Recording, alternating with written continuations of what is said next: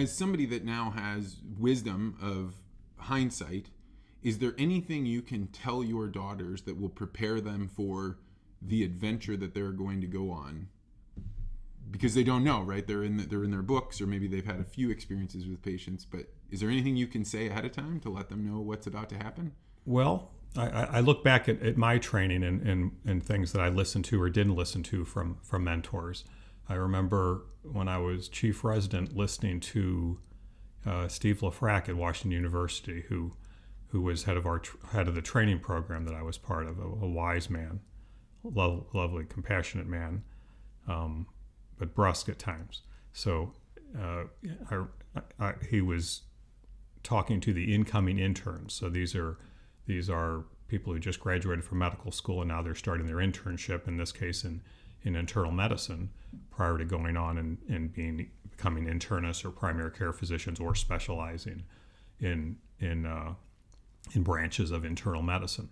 And so that was the beginning of a 3-year program, and then specialty training after that, after these people have already graduated from a 4-year medical school and after they've gone to a 4-year college and are just coming in with an unimaginable amount of education. Right, but also completely naive about what's in front of them and scared and anxious about what this is the first time they're going to be in charge of patients and much more than a medical student, and it's the first time they're facing the responsibility of dealing with a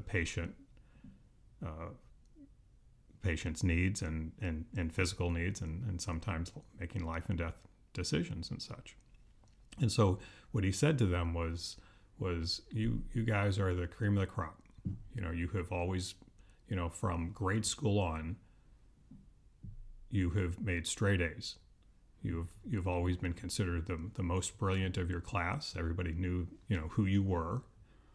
And in order to get here, you've done great in high school. You've gotten into a college where you have excelled. You've gotten to the top of the top in grades. You've gotten to the top of the top in the testing that has been required, the MCAT testing and such, to get into medical school. You've graduated from medical school at the top of your class, and now you are entering a residency program where you are expected to excel, and all of a sudden we're going to stop grading you. We're done with that. Oh, we're going to stop grading you. That's right. You've been graded your whole life, and you've been always at the top, and everyone's always said, "Oh, you're great, you're great." And you go, "Yeah, that's how it is." But that stops now. Nobody really cares about that anymore.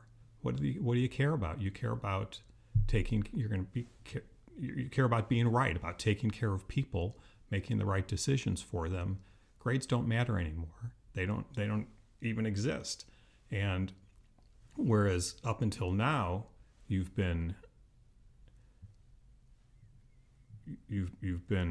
told, you've been defined as having excelled all the there's time. a top. There's a leaderboard. There's a thing that you can measure. And you have positive reinforcement on that all the time. That stops right now. And you have to start getting your satisfaction not from other people telling you how you're doing, because that's going to stop now. You have to get it from doing the right thing. And by understanding your patients, by doing what you're supposed to do as far as perceiving what they're telling you, by doing the proper examinations and ordering the right tests and analyzing them. But the biggest thing is that you have to understand that you're not being graded anymore. You're going to have to have your satisfaction come from doing the right thing. And that's all there is right now. And some people can't handle that. Some people need that constant reinforcement of saying, "Oh, you did great. You're the best," and such. That stops now.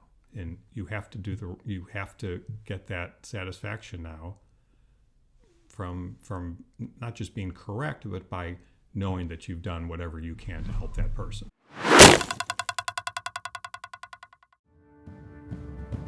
Thanks for watching this podcast short. You can find the rest of the interview on my channel. If you like this video, I hope you'll hit the like button and consider subscribing. I release a new interview with an interesting person every Wednesday morning.